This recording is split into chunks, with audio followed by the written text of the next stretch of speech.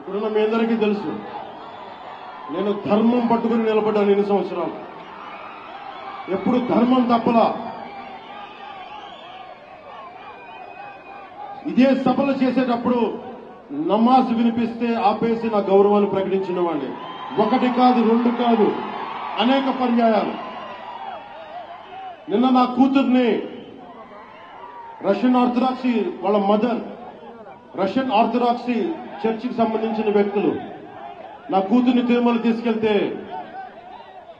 అది నేను ఇంట్లో పూజలు చేసినా కానీ ఇక్కడికి వచ్చి నేను నా చిత్తశుద్ధి చూపించాను. నా కూతురి చేత డిక్లరేషన్ ఇప్పించాను. నేను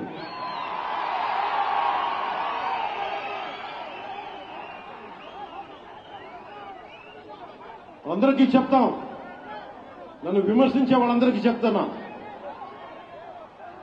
ఏ రస్తా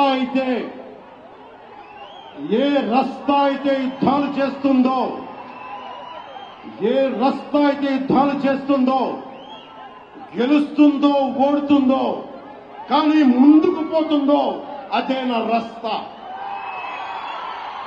ఏ రస్తాలో కూడా సంఖ్యలు కూడా సవాల్ చేస్తాయో, ఏ రస్తాలో కూడా అపజయం కూడా అగ్ని జ్వాలై మండుతుందో అదే నా రస్తా. ఏ రస్తాలో మరణం కూడా మహాప్రబంధంగా ప్రతిధ్వనిస్తుందో అదే నా రస్తా. అందుకే